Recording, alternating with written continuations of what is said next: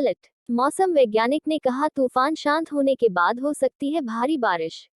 अहमदाबाद में आईएमडी के मौसम विज्ञान केंद्र की निदेशक मनोरमा मोहंती ने कहा कि दक्षिण गुजरात के वलसाड, नवसारी, सूरत, डांग और तापी जिलों के साथ साथ सौराष्ट्र क्षेत्र के भावनगर, बोटाद और अमरेली जिलों में दिन के दौरान भारी बारिश होने का अनुमान है।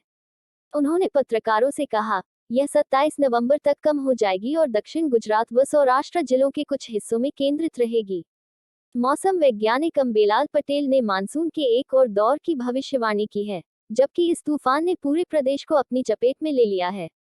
मौसम वैज्ञानिक अंबालाल पटेल ने अगले कुछ दिनों के लिए भविष्यवाणी करते हुए कहा कि 27-28 नवंबर को मौसम धीरे धीरे साफ हो जाएगा।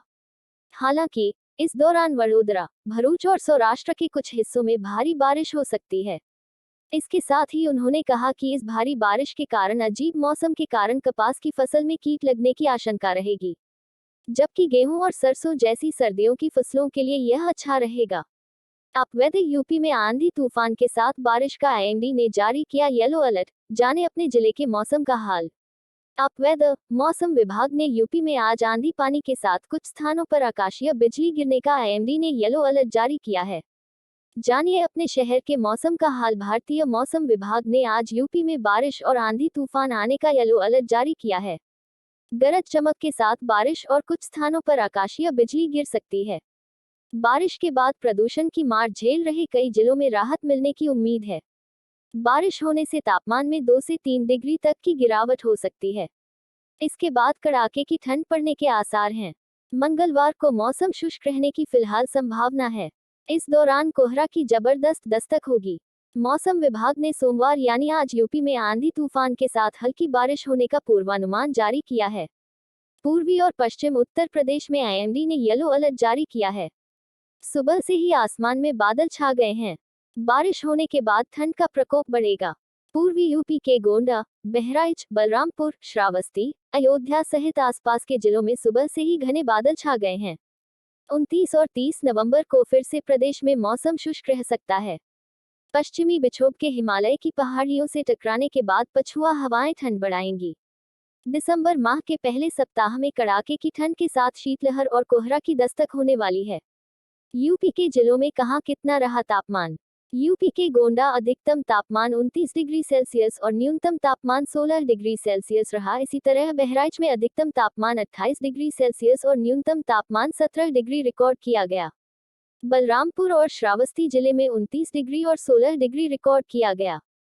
लखनऊ का अधिकतम तापमान 29 डिग्री सेल्सियस और न्यूनतम तापमान 14 डिग्री सेल्सियस रहेगा। बाराबंकी, हरदोई, कानपुर शहर, कानपुर देहात, इटावा, लखीमपुर खीरी, गोरखपुर और वाराणसी समेत बलिया चुर्क, बहराइच और प्रयागराज में न्यूनतम तापमान 9-12 डिग्री सेल्सियस तो अधिकतम तापमान 23-24 डिग्री सेल्सियस के बीच रहने का पूर्वानुमान है। फतेहपुर, बांदा, सुल्तानपुर, फैजाबाद, फुरसतगंज, गाजीपुर, फतेहगढ़, बस्ती, झांसी, उरई और हमीरपुर में न्यूनतम तापमान 10-12 डिग्री सेल्सियस तो अधिकतम तापमान 25-26 डिग्री सेल्सियस के बीच रहने का पूर्वानुमान है।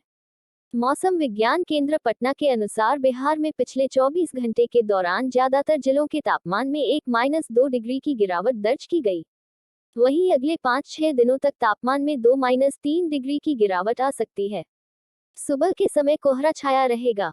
ठंड और ज्यादा बढ़ेगी। उत्तर बिहार में तेज पछुआ हवा के कारण कनकनी भरी ठंड लोगों को महसूस हो रही है। ठंड से बचने के लिए अब हर कोई गर्म कपड़ों का इस्तेमाल करने लगे हैं।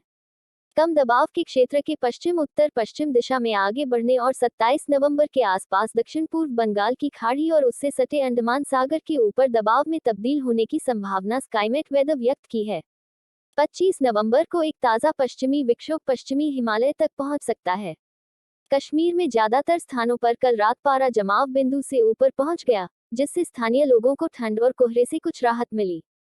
जम्मू कश्मीर की ग्रीष्मकालीन राजधानी श्रीनगर में न्यूनतम तापमान 0.9 डिग्री सेल्सियस दर्ज किया गया। उन्होंने बताया कि शहर में 5 दिनों में पहली बार न्यूनतम तापमान जमाव बिंदु से ऊपर पहुंचा। इसका असर बिहार पर भी पड़ सकता है। मौसम विज्ञान केंद्र के अनुसार अगले 24 घंटों के दौरान प्रदेश के पश्चिमी भागों के तापमान में 1-2 डिग्री सेल्सियस की कमी आएगी, जिससे ठंड ज्यादा बढ़ने की संभावना है।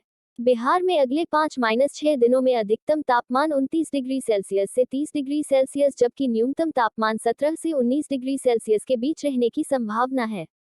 हवा में आर्द्रता लगभग 23% रहेगी, जो 3 किमी प्रति घंटे की रफ्तार से चलेगी। इस बीच बारिश की कोई संभावना नहीं है।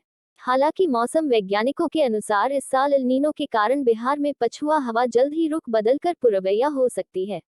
एल नीनो के इस प्रभाव के चलते इस साल बिहार में कड़कड़ाती ठंड के आसार कम ही हैं।